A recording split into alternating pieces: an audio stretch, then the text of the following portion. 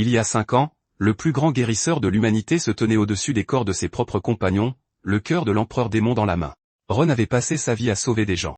Sur la crête de la bête lunaire, l'une de ses 4 compagnons est morte avant qu'il ne puisse la sauver. Puis il a été forcé de tuer les 3 survivants, l'un après l'autre, avant que l'empereur démon ne puisse voler leur corps.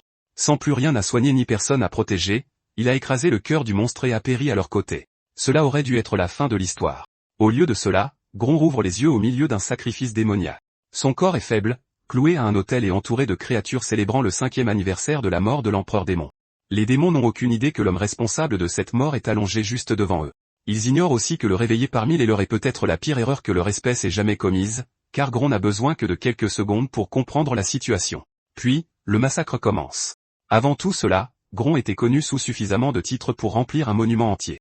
Il était le guérisseur en chef de l'église de la Miséricorde, un professeur honoraire de l'Académie royale, le destructeur de Lucas et l'un des 5 héros qui ont marché sur l'ultime bastion des démons.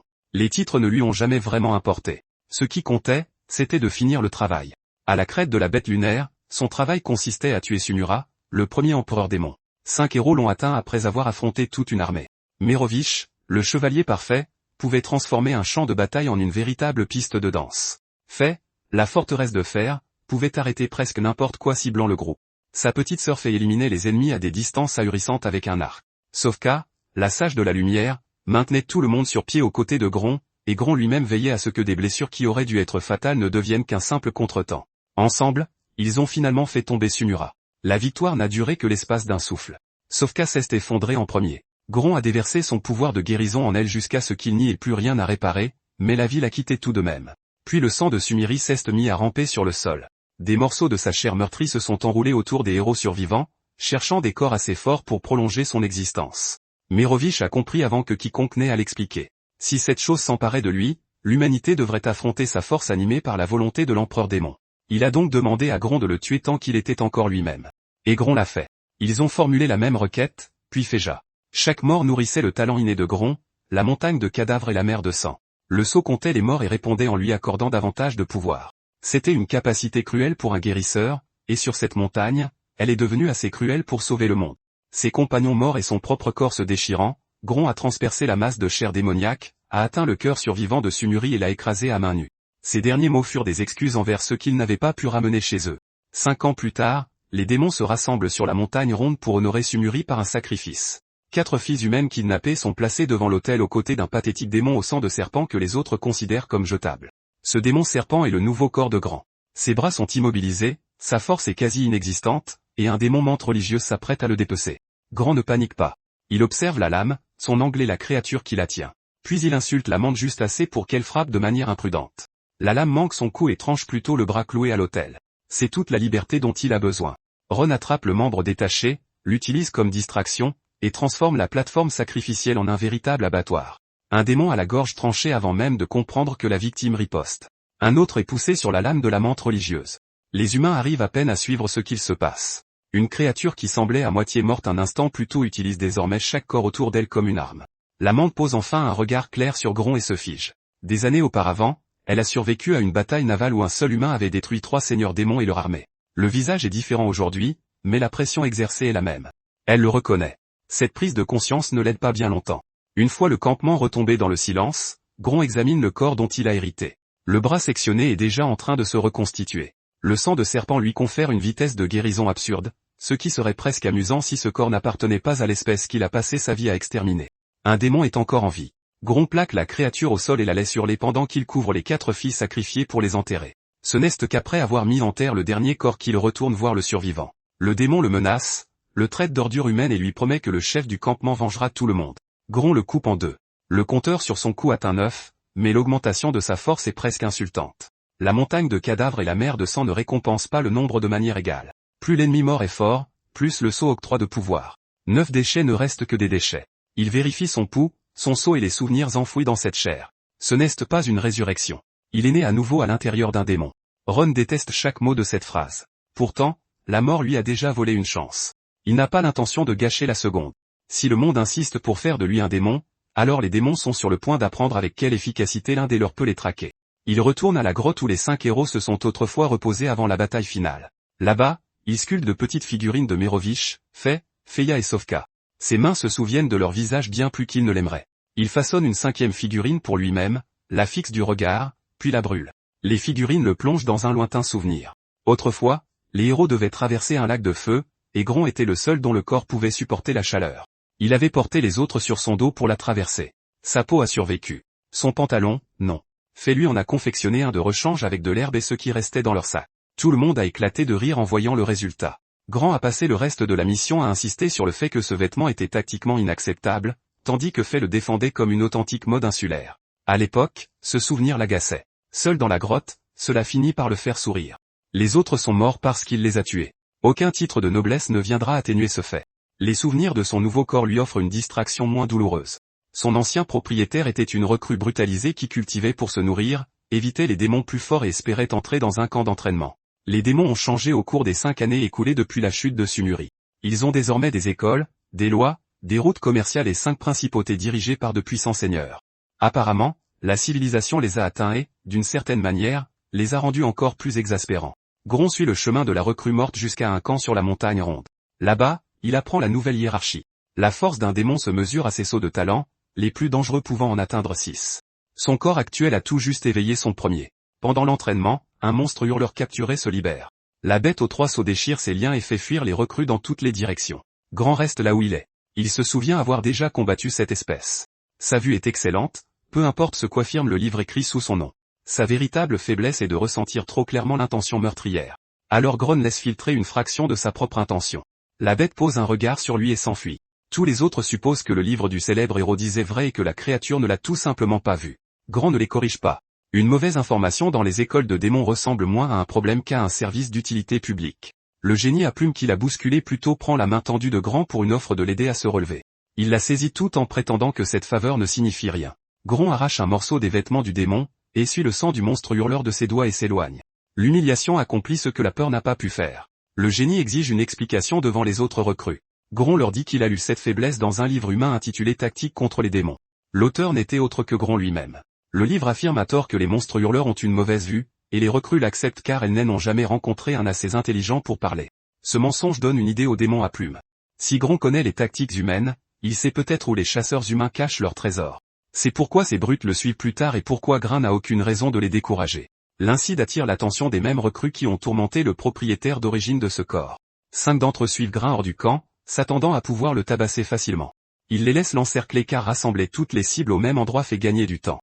Le premier assaillant respire un nuage de venin de serpent. Le deuxième perd Grin dans la fumée, seulement pour découvrir que les serpents n'ont pas besoin d'une vue normale quand la chaleur corporelle peint chaque ennemi en rouge vif. Gron se déplace dans la brume, brisant des articulations et tranchant des gorges pendant que le groupe attaque des ombres. Un survivant finit par offrir des informations en échange de sa vie. Il connaît l'emplacement d'une grotte au trésor secrète. Gron accepte le marché. Il laisse même le démon marcher devant. C'est moins par pitié que pour détecter les pièges. La grotte est remplie de lames cachées, de sols effondrés et de créatures placées là pour tuer les voleurs. Le guide de Gron en découvre la plupart personnellement. Au moment où ils atteignent la chambre intérieure, le pauvre fou a servi de bouclier assez souvent pour réaliser que la promesse de survie avait des conditions très flexibles. Le véritable propriétaire du trésor est un démon à plumes possédant 2 sauts de talent. Il tire une flèche de foudre, abandonne la chambre et s'échappe à travers un lac infesté de vers bilieux. Gron le suit tout de même. Les vers l'assaillent en si grand nombre qu'il pourrait arracher la chair des os. Au lieu de cela, chaque mort nourrit la montagne de cadavres et mer de sang. Le deuxième saut de Gron s'ouvre au milieu du lac, et cette augmentation soudaine de puissance lui permet de tailler en pièces le nid tout entier. Le démon à plume attendait ce moment précis. Il coche une flèche de foudre impériale et tire avant que Gron ne puisse stabiliser sa nouvelle force. La foudre engloutit le démon serpent tout entier. Pendant un instant, même Gron pense que son nouveau corps a atteint sa limite. Puis son instinct de survie active une capacité héritée appelée peau de serpent. Plutôt que de résister à la foudre, le corps mu s'adapte et absorbe l'énergie en lui. Gron émerge de l'explosion paré d'une nouvelle forme foudroyante. La confiance du démon à plume s'évapore instantanément. Sa sœur aveugle se joint au combat. Ses yeux peuvent asservir les créatures vivantes, alors elle force un des vers géants à attaquer pendant que son frère continue de tirer depuis les airs. C'est une bonne combinaison. Face à presque n'importe qui d'autre, cela aurait même pu faire la différence. Bronn utilise le corps du ver pour bloquer la flèche suivante, réduit la distance à travers la foudre et arrache le frère des airs. La sœur tente de prendre directement le contrôle de son esprit, mais la chose qui vit derrière le propre saut de Gron est bien plus terrifiante que tout ce qui se cache dans ses yeux. Le frère et la sœur finissent tous les deux à terre. En fouillant leurs affaires, Gron trouve une pochette remplie d'yeux humains frais. Le frère explique qu'il les a récoltés pour guérir la cécité de sa sœur. Il s'attend à ce que Grand comprenne. Après tout, c'était pour la famille. Grand lui demande combien de ces humains ont supplié pour qu'on les épargne. Ni le frère ni la sœur n'arrivent à s'en souvenir. Cela lui donne sa réponse. Leur mort laisse suffisamment de foudre derrière elle pour que Grand stabilise sa nouvelle forme, mais elle crée aussi un problème. La souveraine de la montagne ronde, un démon aux 4 sceaux appelé Brizos, arrive pour inspecter les dégâts. Elle voit le sol brûlé, les vers morts et les restes de 2 recrues prometteuses. Quiconque a fait cela n'est pas censé exister sur son territoire. Ron observe de loin et décide quelle sera sa prochaine cible. Charger une souveraine aux 4 sceaux avec un deuxième sceau à moitié testé tiendrait moins d'un plan et plus d'un suicide, alors il se met en quête d'armes et d'informations. Les souvenirs de la recrue morte le mènent à un marché caché sous la montagne. On y vend tout ce que les lois de la surface prétendent que les démons n'utilisent plus. Les cœurs humains sont transformés en élixir. Des esclaves sont enchaînés à côté des étals d'armes. L'acier mortuaire, un métal qui réagit au pouvoir spirituel, s'y échange comme de la vulgaire ferraille. Brizos était censé en interdire la majeure partie, ce qui signifie que son administration est soit corrompue, soit incroyablement mauvaise pour lire les signes. Grand fait semblant de vendre des flèches de foudre et utilise la négociation pour identifier toutes les personnes impliquées dans ce marché. Puis il tue les marchands, prend l'acier mortuaire et ouvre les cages des esclaves. La plupart des prisonniers sont aveugles. Leurs ravisseurs leur ont retiré les yeux avant de les vendre, supposant que des humains mutilés seraient plus faciles à contrôler. Grand leur rend la vue un par un. Une fille regarde autour d'elle pour la première fois, étudie les démons morts et fait immédiatement une blague de très mauvais goût. Personne ne rit. Grand, lui, rit. C'est ainsi que celui-là décide qu'il est probablement le démon le moins dangereux de la pièce, ce qui place la barre incroyablement bas. Avant de laisser les prisonniers partir, Grand libère une légère toxine de serpent et leur annonce qu'il pourrait bien les tuer après tout. Les corps se figent. La panique se répand. Puis il explique que faire confiance à un démon simplement parce qu'il les a aidés une fois est le meilleur moyen de finir dans une autre cage. Celui-là remarque que le poison n'a fait que les paralyser. Un véritable tueur ne perdrait pas de temps à leur enseigner la prudence. Elle voit clair dans son jeu, se lève quand l'effet se dissipe et annonce qu'elle vient avec lui. Grand refuse. Celui-là le suit tout de même. Elle se présente comme forgeronne et petite fille d'Elysius. Ce nom stoppe Grand net. Il y a des années, l'église de la Miséricorde l'avait envoyé chez Alésia pour obtenir une arme. Le vieux forgeron n'a eu besoin que de sentir l'odeur du sang qui collait à Grand pour lui dire de partir. Sœur Dia l'avait cependant recommandé, et c'était l'un des rares noms que Elysius respectait suffisamment pour reconsidérer sa décision. Il a finalement forgé l'épée de Grana et l'a nommé celui-là en l'honneur de sa petite fille encore bébé. Peu de temps après, les démons ont détruit la forge et massacré les parents de la fille. Grand est arrivé trop tard pour les sauver, mais il a béni le bébé pendant que Elysius retournait au combat. Aujourd'hui, ce bébé se tient dans un marché démoniaque, exigeant l'acier mortuaire nécessaire pour forger une nouvelle lame. Celui-là reconnaît Grand, elle aussi. Un visage différent et une queue de serpent ne suffisent pas à dissimuler les manières de l'homme qu'il a jadis tenu dans ses bras. Loin d'être terrifiée, elle semble même soulagée. Grand, de son côté, doit se résigner au fait que son identité secrète a tenu environ le temps d'une conversation. Il envoie les prisonniers libérés vers l'est avec des vivres et une missive affirmant qu'un disciple du chevalier vampire les a sauvés. Cela leur offre un nom humain auquel se fier si l'on remet leur récit en doute, et détourne l'attention loin de celui-là. Tandis qu'elle s'affaire, celui-là explique l'importance de ce métal. Outre l'épée détruite sur la crête des bêtes lunaires, seules de rares lames forgées selon les méthodes de sa famille subsistent. Son grand-père maîtrisait cet art dans son entièreté. Elle n'en connaît qu'une partie. Un seigneur démon du nom des Agricola en sait suffisamment pour être un danger. L'arme inachevée prend forme sous les coups de son marteau. Celui-là la baptise Sula Junior. Grand fixe la lame portant le nom de la forgeronne, elle-même nommée d'après son ancienne épée, et décide de ne pas demander ce qu'il adviendra d'une troisième version. Brizos a déjà remarqué qu'un autre prédateur rôde sur son territoire. Les disparitions ont commencé avant même l'arrivée de Grand. Des démons talentueux se font massacrer depuis 2 ans, et maintenant, le marché noir a lui aussi été anéanti. Elle scrute un atlas des Sauzinés, compare les marques de foudre laissées par Grand à tous les talents répertoriés, et s'attarde un instant sur la montagne de cadavres et mers de sang. La page avertit que ce funeste pouvoir peut s'activer contre la volonté de son porteur. Brizos conclut à une erreur et poursuit ses recherches. Grand croise sa route, déguisée, avant que son arme ne soit prête. Elle frappe depuis les ombres pour jauger ce suspect démon au sang de serpent. Son premier coup de poing s'écrase brutalement contre le ventre de son adversaire. Il invoque une prison d'eau sur eux deux et libère sa foudre à travers le déluge, mais Brizos concentre le pouvoir de son sceau et encaisse la décharge. Aucun d'eux ne dévoile son jeu complet. Brizos estime que cet étranger sera plus utile en tant que serviteur qu'en tant que cadavre. Grand bat en retraite, conscient qu'à son niveau actuel, il peut à peine l'égratigner. Lorsqu'il atteint la caverne, une épaisse fumée noire s'échappe de l'entrée. Celui-là a oublié de construire un conduit d'aération et a failli ensevelir la forge sous la suie, mais la lame qu'elle tient entre ses mains est bien réelle. Elle est encore dépourvue de garde, de poignées et de pommeaux. Grand enveloppe la soie exposée d'un tissu, se disant qu'un acier inachevé vaut toujours mieux qu'un cercueil bien fini. Celui-là lui demande s'il peut exécuter la deuxième forme de l'épée de la chute céleste avec. Grand répond qu'il n'y a aucun endroit assez sûr sur la montagne ronde pour une démonstration complète. Dès le lendemain, il a déjà trouvé le lieu idéal. Il ne lui reste plus qu'à attirer Brizos dans un endroit isolé. La souveraine possède une faiblesse sur laquelle tous les informateurs s'accordent. Elle raffole des tartes aux fruits géantes. Gron en cuisine une si colossale qu'elle pourrait passer pour une arme de siège, et la porte directement dans sa résidence pendant que les gardes cherchent du vin. Ce n'est pas le plan d'assassinat le plus digne jamais conçu, mais la dignité n'a jamais tué un démon à 4 sauts. Brizos l'attend déjà dans la salle d'audience.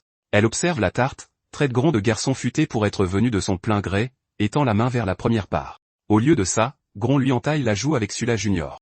La première charge de Brizos manque de lui défoncer la cage thoracique. Gron riposte avec sa foudre, mais le bouclier absorbe l'impact. Il change d'angle, fait courir le courant sur le sol, et utilise l'acier mortuaire de Sula Junior pour perturber le flux du saut de Brizos.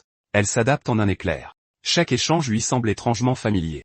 Sa façon de s'ancrer au sol avant de subir une attaque lourde, le micro-ajustement de son bouclier, même cette pause qu'elle fait pour inciter l'ennemi à frapper. Gron a combattu aux côtés de ses habitudes pendant des années. Brizos le projette à travers un plancher, puis un autre. Son crâne se fracasse contre la pierre.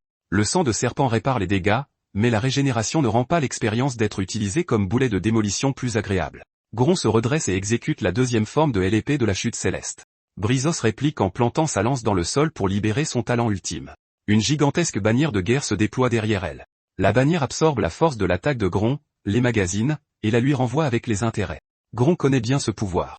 Il l'a vu lui sauver la vie plus de fois qu'il ne peut le compter. Il abaisse son arme et l'appelle par son nom, fait. Brizos se fige. Ce nom les ramène tous deux au jour de leur toute première rencontre. Merovich avait promis aux autres d'avoir déniché un 5e membre pour leur groupe. Mais à leur arrivée à la montagne ronde, ils n'avaient vu qu'un géant surgissant de ce qui ressemblait à une colline, avant que quelque chose n'éclate le sommet de son crâne. Gron avait pénétré seul dans la créature et utilisé la première forme de l'épée de la chute céleste directement depuis son cerveau. Le géant mort titubait vers les futurs héros tandis que Sofka avait fait combiner leurs barrières pour freiner sa chute.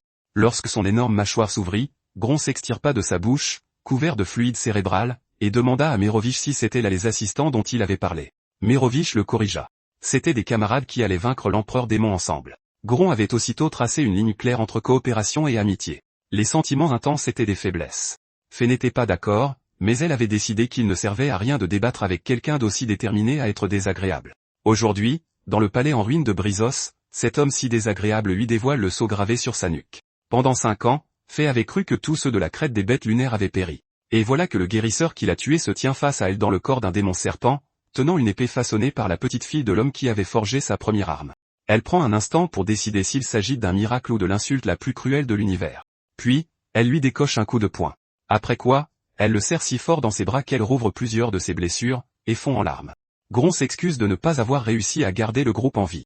Fait le fait taire avant même qu'il ne termine. Même dans leur vie passée, rien ne l'irritait plus que de l'entendre affirmer que chaque tragédie aurait été évitée s'il avait fait un peu plus d'efforts. L'affrontement est déjà terminé au moment où ses gardes se précipitent à l'intérieur. Ce qu'ils découvrent, c'est un bâtiment en lambeaux, leur souveraine juchée sur un étranger épuisé, et tous deux refusant de donner la moindre explication. Les gardes en tirent discrètement la mauvaise conclusion et se retirent à la vitesse de gens qui se souviennent soudainement d'un rendez-vous très urgent ailleurs. Gron soigne les blessures de Fée et a droit à une nouvelle surprise. La forteresse de fer était une femme, depuis le tout début. Fait le dévisage. Ils ont combattu côte à côte pendant 3 ans. Elle ne s'en était jamais cachée. Les autres étaient au courant. Une fois, quelqu'un l'avait même appelée grande sœur juste devant lui. Gron pensait qu'il s'agissait d'un grade militaire du Nord. Certains mystères survivent bel et bien à la mort. Fée conduit Gron et Sula dans une chambre dissimulée sous sa résidence. Publiquement, Brizos règne sur la montagne ronde pour le compte des démons. En privé, cela fait des années qu'elle sabote leur avenir.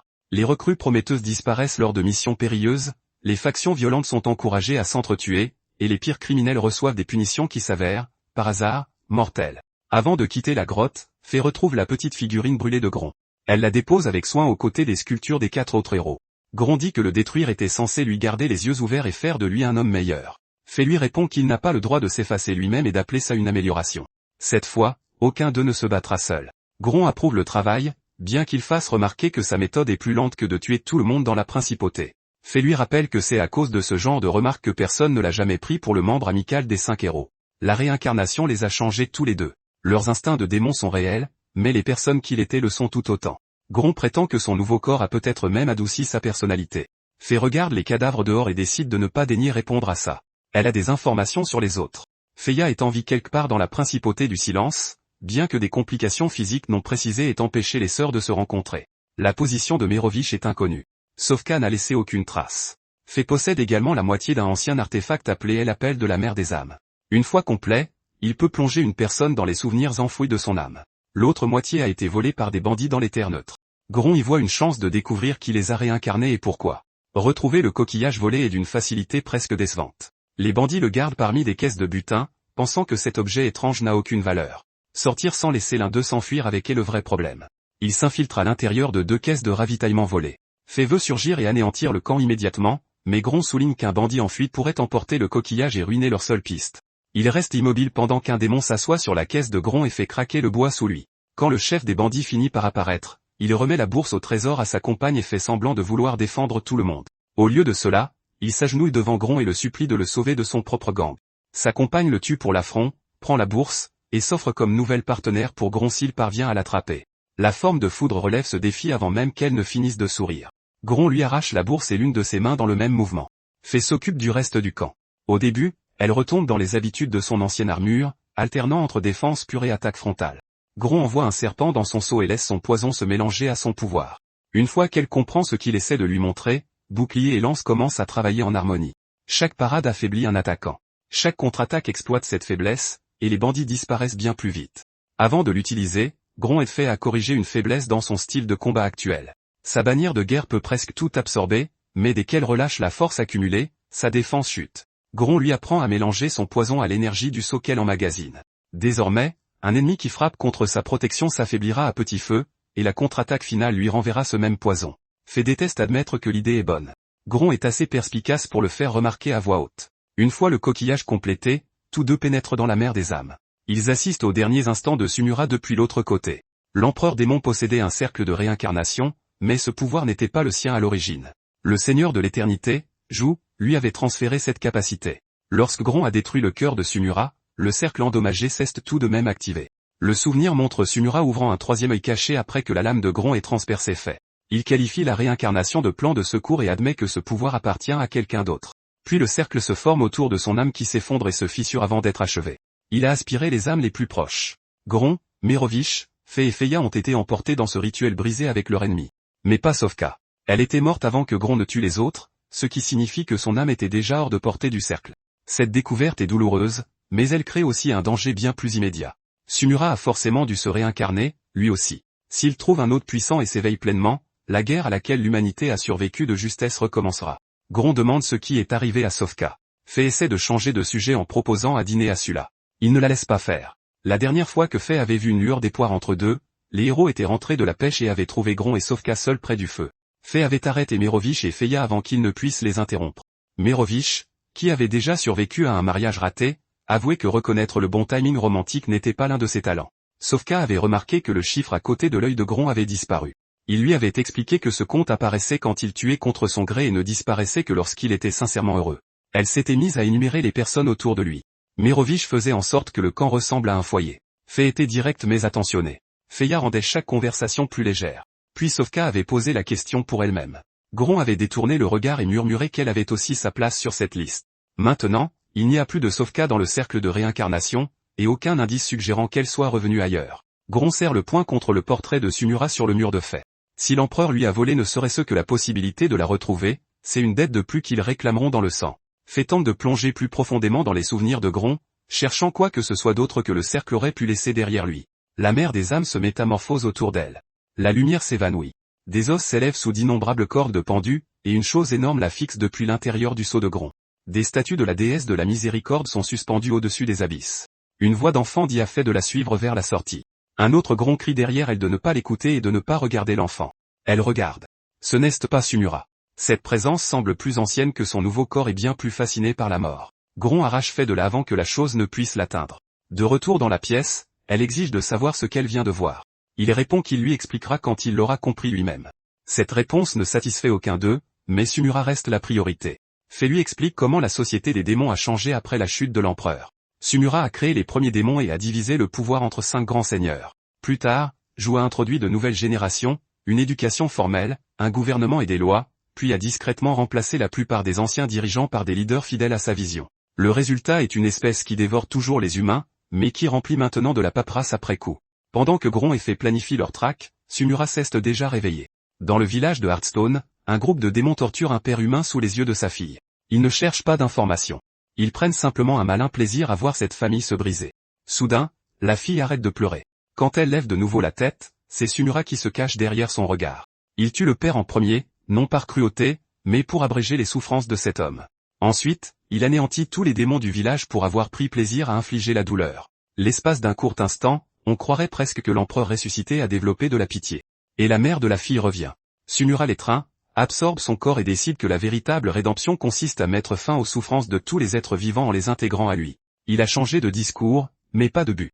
Au loin, les ténèbres tapis dans le seau de Gron murmurent leur propre solution, exterminer chaque démon. Gron ne remet pas cet objectif en question. Il refuse simplement de laisser la chose dicter ses méthodes. Pour protéger l'humanité tout en restant en territoire démoniaque, il trace un cercle d'invocation avec son sang et appelle un ancien élève. Il ne se passe rien pendant 2 heures. Fait s'endort contre un rocher. Celui-là observe chaque chauve-souris dans les arbres, s'attendant à ce qu'un vampire légendaire surgisse des ténèbres. L'une d'elles se pose derrière elle, et elle rit d'avoir été effrayée par une créature aussi petite. Puis, une pointe de fer couverte de sang apparaît juste sous son nez. Vilain, le chevalier vampire, débarque en s'attendant à un piège. Il attaque l'étrange démon serpent avant même que Gron n'ait pu finir de le saluer. Gron par le coup, critique sa posture et commence à lui faire la morale, avec le ton exact dont Vilain se souvient de l'académie. Le chevalier s'arrête en plein élan. Il y a des années, Vilain n'était qu'un étudiant terrifié, tourmenté par Laurence et ses amis. Ils se moquaient de son seau de sang, l'ont traîné dans une cage d'écalier et ont essayé de le tabasser à l'abri du regard des professeurs. Laurence a pressé du métal chauffé à blanc sur la main de Vilain.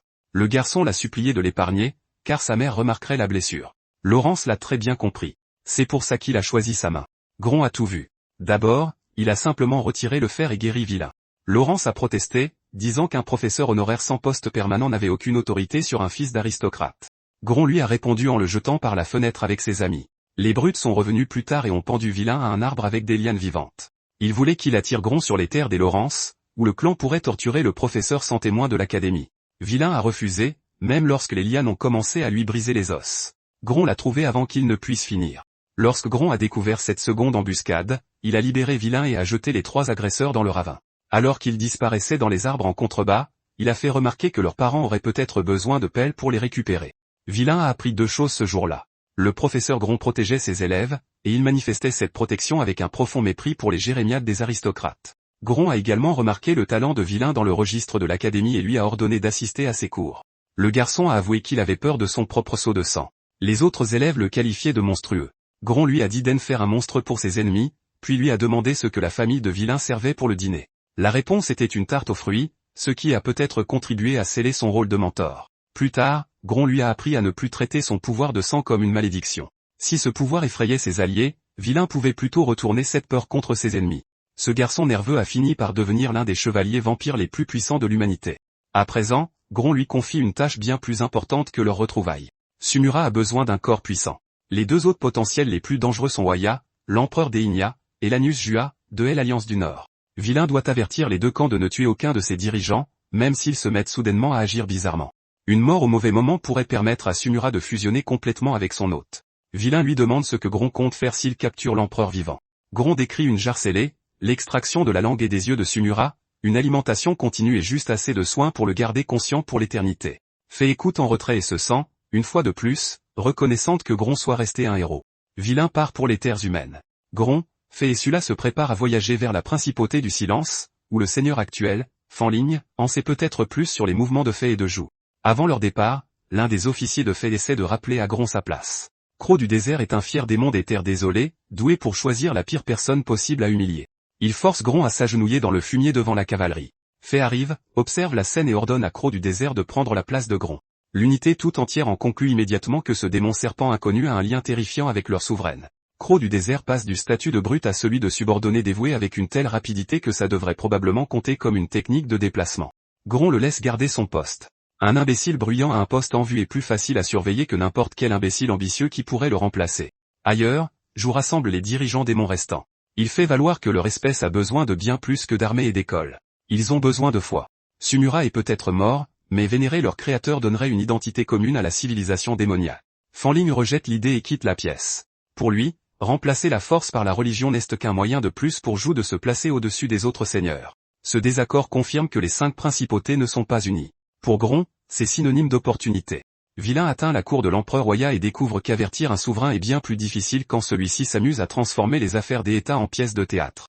Oya tient deux registres, l'un pour ses décisions en tant que roi brillant et miséricordieux, et l'autre pour les choix de sa personnalité la plus sombre. La distinction semble surtout dépendre de son humeur. Cependant, il prête une oreille attentive lorsque Vilain mentionne Gron.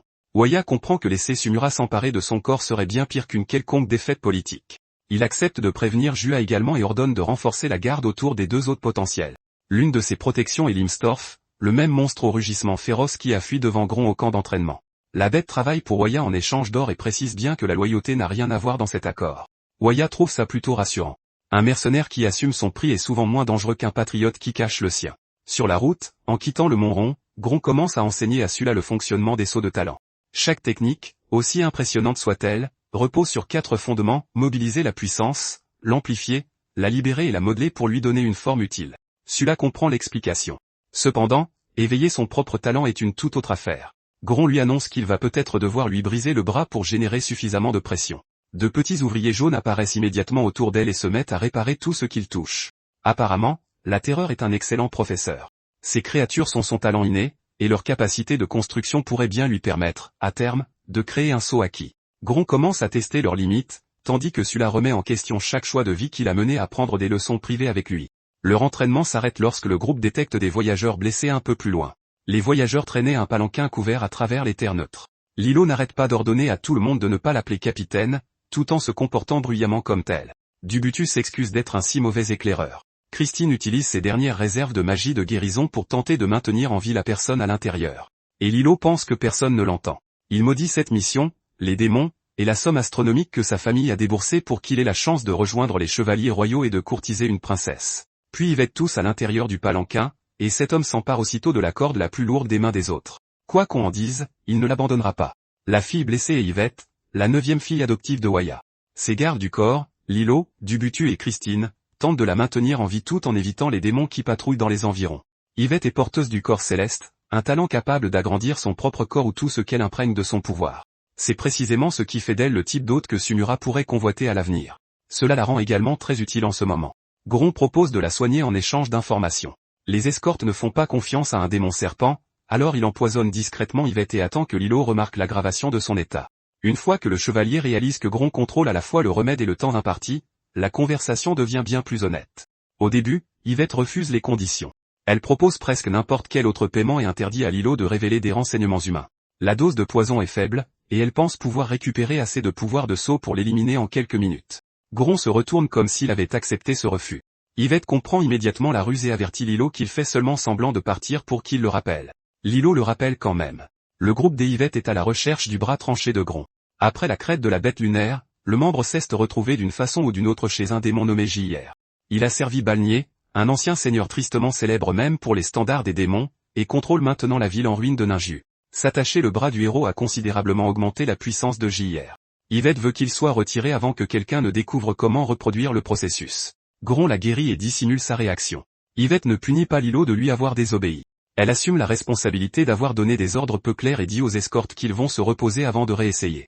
Cela lui vaut plus de respect de la part de Gron que son titre. Découvrir son ancien bras attaché à un ennemi est désagréable. Découvrir qu'une princesse l'a déjà réservé est tout simplement impoli. Avant que l'une ou l'autre des parties ne puisse renégocier la propriété, la confrérie des écorcheurs les encercle. Les bandits sont menés par un démon dont le talent transforme les énigmes en règles. Il demande à Gron quel os de la main est le plus important. Gron répond le 4e. Le démon déclare que la bonne réponse était l'auriculaire, ce qui signifie que la pénalité imposée devrait broyer le corps de Gron. Il ne se passe rien. Le bandit rit et commence à expliquer pourquoi Gron a perdu. Gron s'avance, lui déchire la mâchoire et l'informe qu'une énigme n'a de pouvoir que si la réponse est réellement vraie. Le reste de la confrérie attaque. Skull, leur plus grand combattant, transforme les structures environnantes en une forteresse de pierres mouvantes. 2 frères géants chargent derrière elle, certains que personne dans le groupe blessé des Yvette ne peut arrêter un tel poids. Yvette se lève, active son corps céleste, et grandit jusqu'à ce que les géants lui arrivent à peine à la cheville. Un seul pas met fin au débat. Les survivants s'enfuient, laissant Gron et Yvette avec un accord temporaire. Ils coopéreront jusqu'à ce que J.R. soit vaincu et se partageront équitablement le bras récupéré. Tous deux hochent la tête avec des expressions parfaitement sérieuses. Tous deux prévoient déjà de tout garder pour eux. Alors que le groupe se déplace vers l'ouest, ils aperçoivent un dragon maléfique tournoyer au loin. Personne n'est en assez bonne santé pour une autre bataille inutile, alors ils l'évitent et montent le camp. Autour du feu, Les escortes des Yvette commencent à parler de Mérovich. Pour eux, le chevalier sans défaut était le héros idéal, gracieux, honorable, invaincu et si doué qu'aucun ennemi n'a jamais réussi à lui laisser une cicatrice. Un inconnu apparaît près du feu et demande du fromage, puis il coupe le doigt de l'un d'eux. Cet homme est Mérovich, réincarné sous la forme du dragon maléfique qui l'ont évité plus tôt. Il annonce que son maître lui a ordonné de capturer Yvette et se lance dans le style de l'épée de Léo vive avant que quiconque ne se remette de sa surprise. Gron le reconnaît dès le premier échange. Mérovich reconnaît Gron et fait tout aussi rapidement. Cela devrait faciliter les retrouvailles. Ce n'est pas le cas. Mérovich attaque plus fort, se plaint que Gron a autrefois ruiné son visage parfait, et tranche le bras de Fée pour prouver qu'il est sérieux. Son âme de dragon, nuit éternelle, répand une brume blanche sur le champ de bataille. Des flammes y jaillissent puis gèlent, transformant toute la zone en une cage où chaque respiration peut brûler ou trancher. Yvette agrandit un bouclier pendant que Fée bloque la pression directe. Gron lit les changements de température et ouvre des voies sur à travers la brume. L'équipe survit, mais Mérovich les force tout de même à reculer avant de se retirer. Ce n'est que lorsqu'il est parti que Gron explique ce qui s'est réellement passé. La bataille était un message. Mérovich est surveillé. En prétendant servir un maître et en attaquant de manière convaincante, il les a avertis de ne pas révéler son identité. Chaque frappe apparemment mortelle a atterri là où Gron ou Fée pouvaient s'en remettre. Même le bras tranché de Fée était moins dangereux que les attaques que Mérovich a délibérément détournées des Yvette. La plainte concernant son visage était bien réelle, en revanche. Dans sa première vie, Mérovich était obsédé par l'idée d'obtenir une vraie cicatrice de combat. Il en a finalement reçu une lors d'un combat désespéré et l'a montré fièrement aux autres. Gron a vu une blessure et l'a guéri avant que Mérovich ne puisse l'en empêcher. Le chevalier sans défaut n'a jamais pardonné cet acte de vandalisme médical. Un peu plus loin, Mérovich rencontre celui qui le surveillait, Simon. Simon travaille pour la même organisation secrète et veut savoir pourquoi le dragon a laissé Yvette s'échapper. Mérovich prétend que le groupe était plus fort que prévu et réclame 10 bouteilles d'élixir du sceau de Hoya avant de prendre un autre risque. Simon refuse. Mérovich baisse le prix à 2 bouteilles avec la dignité d'un héros légendaire négociant sur un marché de rue. Ils se mettent d'accord sur cette quantité, et il accepte de continuer à observer Yvette. De retour au camp, Gron et Fée révèlent leur identité. Les escortes des Yvette manquent de s'effondrer sous le poids de tout ce qu'elles ont dit sur les héros à portée de voix de 3 d'entre eux. Gron leur dit de se lever. Il y a des problèmes plus urgents que l'embarras historique. Cela n'arrête pas les questions. Une escorte demande si les histoires sur Gron et Sofka étaient vraies. Un autre mentionne les fantômes de la route blanche, où les 5 héros ont jadis affronté tout un cortège nuptial noyé dans le lac des larmes. Le souvenir revient avec une clarté douloureuse. Sofka a purifié les esprits vengeurs pendant que les autres la protégeaient. Lorsqu'elle a tendu la main vers Gron par la suite, il a réagi à ce contact en dégainant son épée, puis l'a forcé à s'excuser de l'avoir surpris. Mérovich et Feya pensaient que ce comportement le rendait froid et impressionnant. Feya pensait que c'était simplement Gron fidèle à lui-même. La leçon d'histoire terminée, le groupe atteint un jus. Les forces de JR contrôlent chaque porte, ils ne peuvent donc pas y entrer ensemble. Ils doivent entrer en tant que recrues, découvrir les défenses de la ville, identifier la vérité derrière le pouvoir de JR et l'isoler avant d'attaquer. Le test de recrutement est dirigé par un démon nommé Clové. Les candidats qui semblent faibles sont tués sur le champ. Ceux qui hésitent sont tués un peu plus tard. Un appareil mesure les sauts de talent et le potentiel de combat, pendant que Clové s'amuse à humilier tous ceux qui font la queue. Gron dépasse les autres candidats. Clové tire la langue et lui ordonne de retourner à l'arrière. Gron l'attrape, la lui enfonce dans le corps et le bête à mort avec l'orbe de test. Marcus, l'officiel qui consigne les résultats, examine le corps et note que la performance de Gron était très satisfaisante. Ninju a un processus d'embauche direct. Avant que le groupe ne se sépare, Dubutu donne un parchemin spécial à Gron. Tout ce qui est dessiné sur une copie apparaît sur l'autre, leur permettant d'échanger des informations sans se rencontrer. Les gardes de JR fouillent chaque recrue, alors Gron s'entaille le bras, cache le parchemin à l'intérieur, et guérit la peau par-dessus. Les gardes ne trouvent rien. Pendant l'entretien, JR est assis au piano. Il explique que la musique l'aide à contrôler l'envie de tuer tout le monde autour de lui. Selon lui, la nature démoniaque n'est pas une excuse. Une personne peut ressentir une pulsion sans y céder, et il a passé des années à prouver qu'il possède un libre arbitre. Pour la première fois depuis qu'il a pénétré le territoire des démons, Gron entend un ennemi décrire une lutte qu'il comprend. JR joue délibérément une fausse note tout en posant des questions sur le passé de Gron. Gron fronce les sourcils avant de pouvoir s'en empêcher. Cette infime réaction expose le mensonge dans sa réponse, mais JR l'engage quand même. Quiconque est assez calme pour détecter la note et assez brutal pour assassiner Clové peut s'avérer utile. Une jeune humaine entre en portant une couronne de fleurs. Elle s'appelle Shena, et elle appelle JR son père. JR repousse la couronne, la gifle et lui donne un coup de pied pour l'avoir interrompue. Il dit qu'elle est une esclave, pas une fille, puis lui ordonne de retourner au sous-sol. Gron observe tout l'échange sans bouger. Plus tard, il trouve Shena et lui rend les fleurs tombées. Elle insiste sur le fait que JR est gentil. Il la nourrit, la protège des pires démons et ne la frappe jamais plus fort que nécessaire. Le collier autour de son cou prouve qu'elle lui appartient, alors elle le resserre elle-même dès qu'il se relâche. Gron a rencontré des fanatiques, des prisonniers et des enfants entraînés à aimer leur ravisseur. Shena et les trois à la fois. Il veut la sortir de là immédiatement, mais la ville grouille de patrouilles et JR reste une menace inconnue à 4 sauts. Un sauvetage raté la laisserait dans une cage encore plus solide. Gron choisit la patience, bien que tous ses instincts s'y opposent. Il passe les jours suivants à cartographier Ninjiu. De minuscules morsures de serpents laissent des marques de poison sur les gardes sans les alerter. Grâce à ces marques, il piste les itinéraires des patrouilles, les changements de garde, les portes dérobées et les positions des meilleurs officiers de JR. Puis Simon entre dans la ville. Lui et JR portent chacun une lanterne fantôme connectée à leur véritable supérieur, Mathias. Les lanternes permettent de voyager à travers un espace spirituel replié, rendant les distances presque insignifiantes. Gron écoute en cachette pendant que Mathias s'adresse à ses pions comme s'il s'agissait de pièces sur un échiquier. Simon et sa tour. JR et son fou. JR était autrefois la propriété de Balnier. L'ancien seigneur a placé un dispositif de contrôle dans son crâne, puis a vendu JR et la moitié du mécanisme à Mathias. Mathias promet la liberté à la fin de leur jeu politique. JR a entendu assez de promesses pour ne plus y croire, mais il n'a pas trouvé d'autre échappatoire.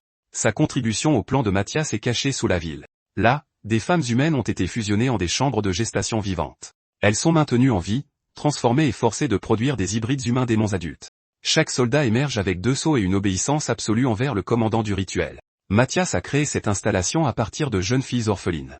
Il leur a offert refuge, les a livrées à JR et a transformé leur corps en la matrice d'une armée. Le tout nouveau rituel désigne Mathias comme commandant et JR comme commandant en second. Toute création défectueuse est détruite et réintégrée dans le processus. Gron atteint la chambre trop tard pour sauver les victimes d'une manière simple. Leurs corps et leurs âmes ont été fusionnés au-delà de toute séparation possible. Les soigner ne ferait que préserver la machine que Mathias a fait d'elle. Pour un homme qui a bâti sa vie sur la guérison d'autrui, il y a peu de scènes plus odieuses. Il consigne chaque détail sur le parchemin de Dubutu et commence à planifier la destruction de toute l'opération. Ensuite, Shena est amenée dans la chambre. Des chiffres sont cachés sous le collier à son cou. JR la prévient de ne jamais laisser Mathias les voir, car son talent est plus précieux encore que l'armée hybride. Shena possède le talent, montagne de cadavres et mer de sang. JR lui ordonne de tuer les soldats défectueux. Chaque mort ajoute un autre compte à son sceau. Alors que la puissance monte, les ténèbres commencent à jaillir derrière elle, prenant la même forme que Gron a vu dans sa propre mère d'âme. JR enfonce un clou en métal dans le sceau et force la présence à reculer. Cet objet est l'un des clous célestes de Balnier. JR appelle l'éveil de Shena le « jour de chance » et traite le clou comme une contrainte, mais Gron comprend enfin ses 2 capacités. La chose à l'intérieur de « montagne de cadavres et mer de sang » est un parasite. La mort le nourrit. Le soi-disant jour de chance marque le moment où il commence à consumer son hôte, et le clou retarde ce processus par la force. Si Shena reste avec JR, elle deviendra son arme ou sera vidée de l'intérieur par ces mêmes ténèbres que Gron porte. Il doit les séparer. À l'extérieur de la ville, Fée termine d'écrire une lettre de recommandation pour Yvette. La princesse veut des soutiens pour son retour auprès de Waya, et une lettre de la forteresse de fer pourrait changer sa position à la cour. Lilo, Dubutu et Christine commencent immédiatement à s'imaginer des titres, des domaines et un avenir paisible après la mission. Fée leur conseille de ne jamais annoncer ce qu'ils prévoient de faire après une guerre. Les gens qui disent des choses pareilles ont la fâcheuse habitude de mourir avant la scène suivante. Personne ne trouve cette remarque très rassurante. Dans l'espace privé de Mathias, le complot plus vaste devient clair. Il descend de l'ancienne dynastie de Elendéad que Waya a remplacée. Son armée hybride est destinée à renverser l'empereur et à restaurer cette lignée. La mort de Balnier a éliminé un obstacle puissant, mais Jou a discrètement offert son aide. Le seigneur de l'éternité a autrefois rendu visite à Mathias avec des échantillons prélevés sur le corps de Gron. Il voulait savoir si les membres d'un héros pouvaient être greffés sur des démons. Le succès de Mathias avec le bras de JR suggère que Jou a expérimenté avec les restes du monde de la bête lunaire pendant des années. Gron a maintenant 2 raisons de récupérer ce membre et plusieurs milliers de raisons de réduire Ninjiu ensemble. Avant de commencer, il parle à nouveau à Shena. Il ne lui dit pas que JR est simplement un monstre. Elle rejetterait l'accusation et s'accrocherait à lui d'autant plus fort. Au lieu de ça, Gron lui parle de la première personne qu'il a prise à tort pour son salut. Bien avant de devenir un héros, Gron était un enfant pauvre à Bellu. Sa famille n'avait presque rien, mais ses parents le nourrissaient et l'aimaient sans condition. Il avait du mal à parler, évitait les autres enfants et comprenait mieux la faim que l'amitié. Puis il a rencontré Harald. Harald était le fils du grand juge Sébastien, l'un des aristocrates les plus puissants de la ville. Il a partagé son pain avec Gron et parlait sans fin de justice. Dans le monde de Harald, la force existait pour protéger les faibles, et les lois pouvaient être changées quand des gens de bien étaient assez courageux pour défier les méchants. Gron l'a cru. Quand des fonctionnaires ont faussement accusé les parents de Gron de commercer avec les rebelles de Waya, l'affaire est arrivée jusqu'à Sébastien. Le juge savait que les preuves étaient minces. Il croyait aussi que relâcher les accusés pourrait encourager le désordre, alors il a approuvé une exécution massive pour préserver la stabilité. Gron s'est tenu sous la potence sous la pluie et a soulevé les corps de ses parents par les jambes, convaincu que s'il allégeait le poids sur leur cou, il pourrait continuer à respirer.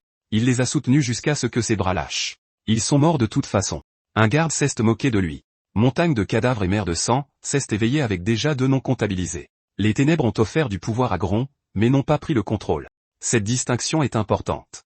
Gron a choisi le premier garde. Il a choisi le suivant. Puis il a choisi chaque soldat et civil qui se dressait entre lui et ceux qu'il tenait pour responsables. Il a volé le lait réservé au bain de Dame Talia pour l'offrir aux familles affamées. Quand les soldats ont tenté de l'arrêter, il les a abattus en pleine rue. Le peuple opprimé de Bellu a vu un enfant se défendre et s'est soulevé derrière lui. À la nuit tombée, la protestation s'était muée en rébellion. Au matin, la rébellion avait tourné au massacre. Ron a atteint le domaine de Sébastien et a tué le juge. Harald est arrivé à temps pour voir le corps de son père, surplombé par ce pauvre ami qu'il avait jadis promis de protéger. Aucun des 2 garçons ne savait plus ce que la justice était censée signifier. Ron a pris la fuite. Les aristocrates ont perdu le contrôle de Bellu, mais le peuple n'y a pas gagné une ville paisible. La colère s'est propagée plus vite que n'importe quel plan, et des corps innocents ont rejoint les coupables jusqu'à ce qu'aucun camp ne puisse crier victoire. Pendant des années, Grand a blâmé l'entité à l'intérieur de son sceau. C'était plus facile que d'admettre la vérité. Les ténèbres lui ont montré ce qu'il désirait. Elles n'ont jamais guidé ses mains. Il dit à Shena que les ordres de Zer ne peuvent pas dicter sa conscience.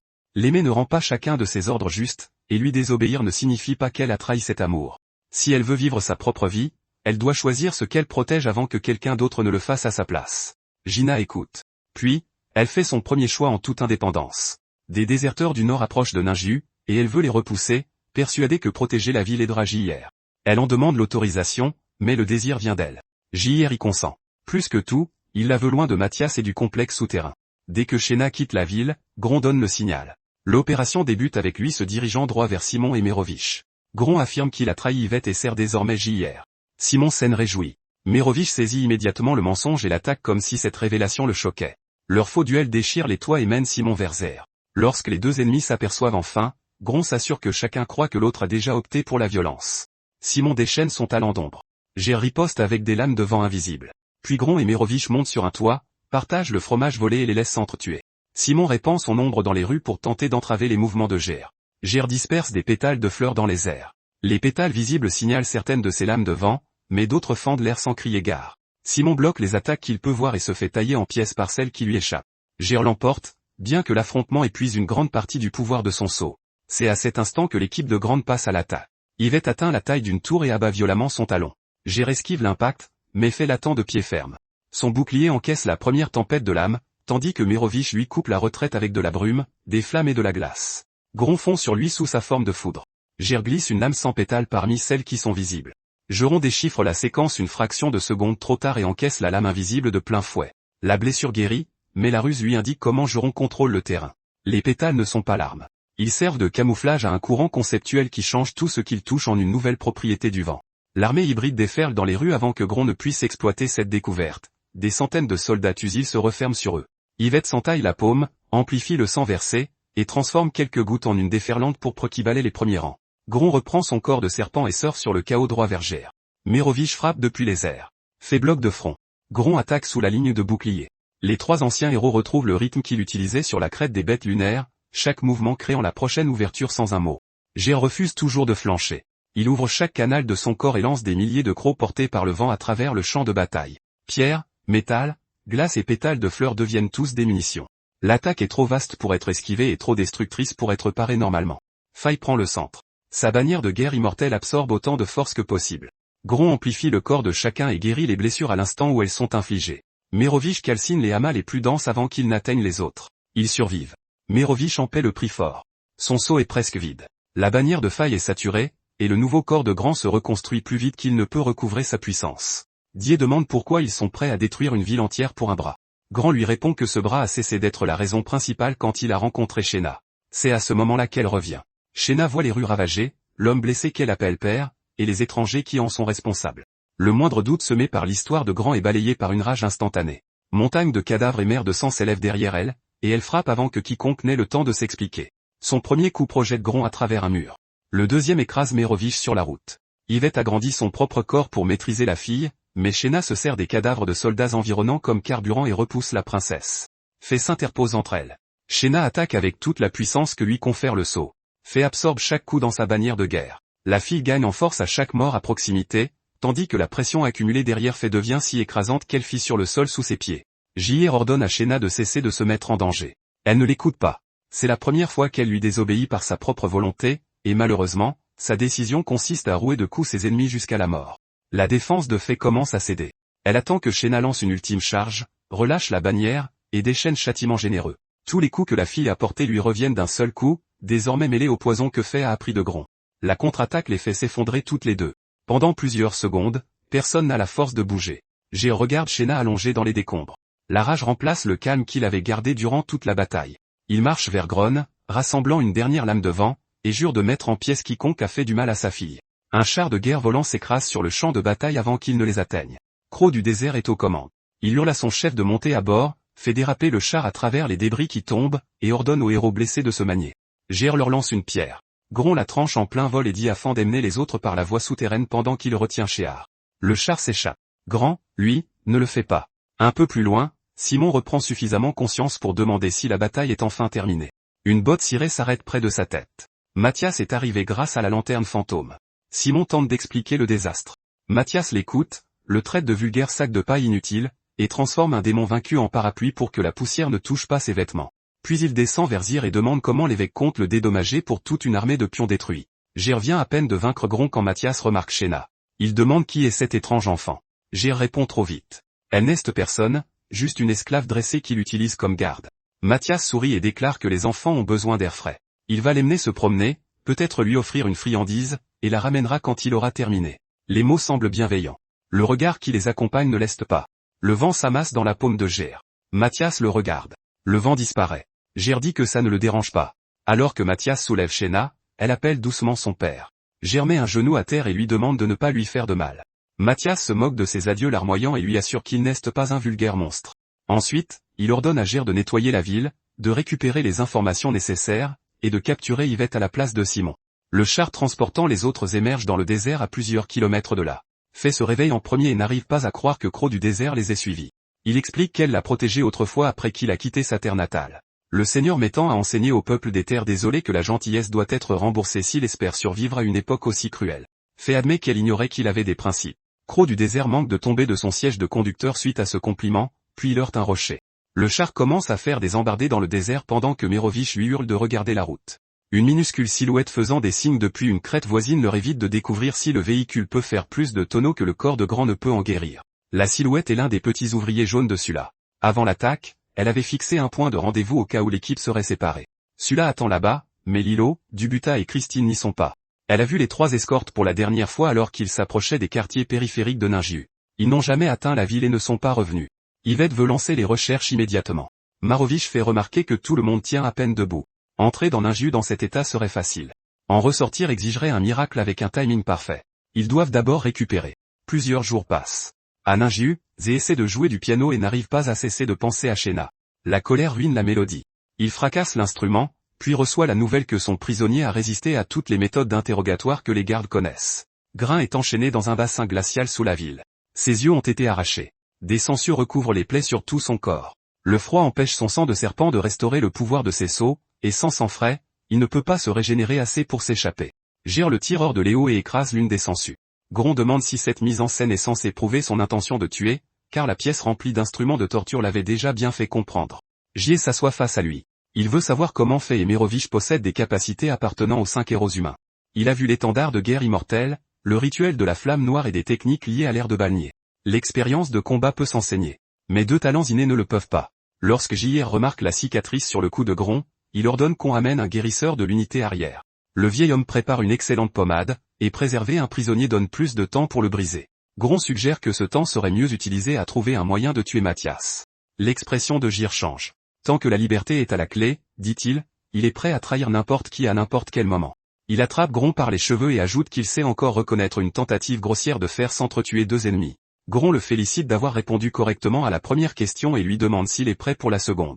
Un bruit résonne dans le couloir. JR sort pour enquêter et ordonne à un garde de continuer l'interrogatoire. Le garde replonge Gron dans le bassin, certain qu'un serpent impuissant ne fera rien de bizarre. L'un des petits ouvriers de Sula se glisse dans la pièce dès que la porte se referme. Dehors, JR poursuit un intrus encapé dans les couloirs et l'attaque avec le vent. La cape s'effondre, révélant plusieurs autres ouvriers jaunes en dessous.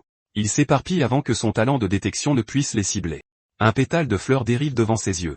Pendant un instant, Xéré se souvient de la première couronne de fleurs que Shayna lui a tressée. Il se souvient de Balnier lui livrant la petite fille comme un vulgaire objet, l'avertissant que toute désobéissance serait punie à travers elle. Xir avait été heureux simplement parce que ce transfert signifiait qu'elle ne vivrait plus dans une pièce verrouillée. Ce souvenir se lie à un autre, plus ancien. Sumura avait autrefois confié un Zir nouveau-né à Balnier avec la même cruauté désinvolte. Ses capacités n'avaient rien d'impressionnant, avait dit l'empereur, mais Balnier pourrait peut-être en tirer une quelconque valeur. Zir ordonne au couloir vide d'arrêter de le tourmenter. Shena est un outil, tout comme lui. Elle n'est qu'une étape de plus vers la liberté. Même lui n'y croit plus. Les ouvriers s'enfuient vers Marovich, qui s'approche de Simon avec une autre offre. Marovich prétend avoir capturé Yvette après la bataille et réclame ses 2 bouteilles d'élixir de Waya. Simon contacte Mathias via la lanterne. Mathias est occupé à soigner Shena. Il trouve les techniques de l'église de la miséricorde d'un primitif affligeant, bien qu'ils doivent admettre qu'elles fonctionnent. Plus important encore, le corps de Shena pourrait ravir Jou. Puis Mathias se demande pourquoi il donnerait un tel trésor à quelqu'un d'autre. Il accepte le marché de Merovich. Un dragon marchandant une princesse captive est d'une banalité affligeante, mais seuls les résultats comptent. Dans un tiroir caché, il trouve 2 élixirs, puis ment en disant qu'il n'en reste qu'un. Merovich accepte quand même et apporte Yvette dans ses bras. Mathias l'enferme dans une vierge de fer forgée par Elysius dans sa jeunesse. La prison est presque indestructible. Si Yvette tente de grandir, les pointes qui tapissent l'intérieur s'enfonceront d'abord dans son corps. Simon est assigné à sa garde. Ger arrive quelques instants plus tard et remarque la marque du grand saut sur Merovich. Il comprend que le dragon fait toujours partie du plan de sauvetage, mais Mathias lui ordonne de déplacer la vierge de fer avant qu'il ne puisse agir. Ger dit qu'il va appeler des ouvriers. Mathias répète l'ordre. Simon se moque de la scène et dit que c'est un vrai test de soumission. Ger soulève la prison lui-même. De retour dans la salle de torture, l'ouvrier dessus la forme un petit escalier dans les hauts pour que Grand atteigne ses chaînes. Il est faible et ne comprend que des ordres basiques, mais c'est amplement suffisant. Le garde revient avec le vieux guérisseur. Le guérisseur est ravi de l'état du nouveau cobaye et demande quelle partie du corps il pourra tester en premier une fois les plaies refermées. Grand lui répond en bondissant hors du bassin et en enroulant ses chaînes autour du vieil homme. Il tire jusqu'à ce que du sang chaud coule sur son corps glacé. La montagne de cadavres et la mer de sang s'activent. La chair de serpent se régénère en quelques secondes. Les yeux de Grand réapparaissent, ses blessures se referment et son pouvoir de saut jaillit à nouveau. Le garde observe la transformation assez longtemps pour regretter chaque choix de carrière qu'il a pu faire. Grand le tue et laisse le guérisseur suspendu au-dessus du bassin. Il aimerait bien les remercier pour leur hospitalité, mais Ger l'attend et la vengeance n'a pas de temps à perdre. Plus tôt, Grand a marqué l'un des gardes de la lanterne avec une morsure de serpent. Le poison a à peine bougé depuis des jours, révélant l'emplacement de l'appareil et de l'homme posté à côté. Il suit la marque, tue le garde et étudie la relique. La lanterne fantôme vient des Inus, le dernier héritier oriental de la République de Duli et fondateur de la première dynastie des Enea. Grand a un jour entendu parler de sa méthode d'activation par un professeur d'archéologie. Le pouvoir du sceau doit être modelé dans une forme précise et placé à l'intérieur de la flamme. Utiliser un trésor national pour créer un raccourci serait normalement impensable. Grand n'a jamais été particulièrement sentimental avec le matériel. Mathias et Guerre transportent la Vierge de fer dans un vieil entrepôt. Simon promet que ses ombres tueront quiconque osera entrer. Zer part poursuivre son enquête et Mathias retourne à travers sa lanterne. Shena se réveille seule dans la chambre de Mathias. Elle trouve le tiroir caché, prend l'objet à l'intérieur et tente d'activer la lanterne pour retourner auprès de Zer. Il ne se passe rien. Mathias surgit et la surprend. Au lieu de se mettre en colère, il lui propose de l'emmener chasser. Seuls les descendants des Inus et les vieux savants qui ont fait défection à Tajoya connaissent le secret de la lanterne, elle n'a donc aucune chance de s'échapper par accident. Il la conduit dans une forêt privée remplie de créatures créées à partir d'éclaves de la cour durant son enfance. Les tuer fera grimper son compteur de mort au plus près du prochain saut. Mathias s'allonge sur l'une de ses créations et lui ordonne de le réveiller quand le spectacle sera fini. Pendant que Shena se bat, Gron active la deuxième lanterne. Simon aperçoit une lumière dans la pile de trésors et suppose que c'est l'arrivée de Mathias. Il s'approche. La main de Gron lui transperce la poitrine. Simon a juste le temps de paraître confus avant que Sula Junior ne le fende en deux. Gron retire son épée et dit au démon mourant de ne pas toucher aux affaires des autres, puis il frappe sur la Vierge de fer. Yvette lui répond de l'intérieur. Pendant les jours de convalescence, elle est partie à la recherche de Lilo et des autres, laissant Merovich la livrer selon leur plan. Elle n'a trouvé aucune preuve que Xir ou Mathias les avaient capturés, ce qui veut dire que les escortes sont peut-être encore en vie. Pour l'instant, c'est cette prison le problème. Gérant ne peut pas trancher le métal d'Elysius rapidement. Yvette ne peut pas se grandir sans s'empaler, alors il lui donne une autre cible, agrandir la prison elle-même. Gérant retourne dans la salle de torture et trouve 2 cadavres dans le bassin. Il a tout juste le temps de réaliser que Gron s'est échappé avant que le plafond ne s'effondre. Une immense vierge de fer jaillit à travers le quartier, soulevant les murs, les rues et la moitié du bâtiment dans les airs. Une fois la carapace assez grande, l'espace entre ses portes s'élargit. Yvette s'en-extire. Merovich atterrit et déclare que c'est le signal de détresse le moins discret qu'il ait jamais vu. Puis il lance à Gron l'élixir qu'il a obtenu de Mathias et demande si le pleurnichard a déjà envisagé de s'entraîner. Gron le boit. Le pouvoir de saut inonde à nouveau son corps. Jay surgit des décombres et des canaux de vent s'ouvrent le long de son dos comme des tuyaux de métal. Il voulait un deuxième round. Gran passe sous sa forme de foudre et le lui offre. Gyr s'envole dans le ciel sur des courants concentrés. L'ouragan qui en résulte manque d'emporter celui-là avant que ses ouvriers ne l'ancrent au sol. Merovich dresse un mur de glace, et Gron prévient les autres de ne pas traiter le vent comme une force ordinaire. Gyr confirme lui-même le danger. Le vent n'a pas de nature fixe. Il devient tout ce qu'il traverse. Un courant d'Ivé se charge de glace. Un courant d'été transporte la chaleur. Le métal lui donne des lames. Le poison lui donne la mort. Le premier souffle frappe le mur de Merovich, l'escalade se transforme en une bourrasque glaciale. Grain évite le centre mais subit tout de même des brûlures de givre sur un flanc. Sa propre foudre jaillit de ses mains dans le courant, et Xir fouette immédiatement le vent chargé autour des deux héros. Le vortex les projette contre la Vierge de fer géante et broie la prison en fragments d'acier. Gron cerne le problème. Tant que JR porte cette aura glaciale, un serpent ne peut pas s'approcher sans perdre sa régénération. Ils doivent le forcer à l'épuiser. Merovich crée un énorme bloc de glace. Yvette l'agrandit et lance le bloc dans les airs. JR lève le bras volé de Gron. Le membre déclenche un pouvoir appelé la note de destruction. Mêlée à un vent perçant, elle pulvérise le projectile. JR combine alors cette même note destructrice avec un ouragan concentré et la renvoie comme un boulet de canon. L'explosion ravage Ninju. Merovich esquive le premier tir, puis le second, alors que des bâtiments entiers disparaissent derrière lui. JR continue de tirer jusqu'à ce que la puissance accumulée dans le bras commence à faiblir. C'était exactement ce que Gron attendait. Il ordonne à Merovich d'utiliser son pouvoir absolu. Yvette se chargera de la livraison. Merovich hésite. Gron lui répond en s'appliquant une guérison continue. Un feu noir inonde la ville. JR présume que le dragon masque l'approche de Gron. Il prépare la note glaciale, l'antivenin parfait pour un corps de serpent, et garde le reste de son sceau pour le coup de grâce. Une lumière verte apparaît au cœur des flammes. Vette, devenu gigantesque, arme son bras et lance Gron à travers le feu noir. Son corps brûle plus vite que la guérison ne peut le réparer. JR le traite de faux allié et attaque avec la note de destruction. Le choc devrait pulvériser ce qu'il en reste avant même que Geron ne l'atteigne. Au lieu de ça, Geron lance la lanterne fantôme par-dessus l'épaule de Geron. Le bras du héros volé entre dans la lumière de la lanterne et est aspiré dans le passage spirituel plié. Geron surgit de la deuxième lanterne, juste derrière lui. Il assène un coup de poing au visage de JR avec toute la puissance du lancer des Yvette. Le démon fracasse une maison dans sa chute, se redresse, et lui demande si c'est l'effet que ça fait d'utiliser sa propre lance contre son propre bouclier. Puis il repasse à l'attaque. Ron lui dit de ne pas s'inquiéter. Ils ont presque terminé. Il lève la grenouille luminescente préparée par celui-là en guise de signal. De l'autre côté du champ de bataille, Yvette aperçoit la lumière. Elle enfonce celui-là Junior dans la brèche avec toute sa force décuplée. La lame s'abat entre Xir et le bras du héros qui l'a volé.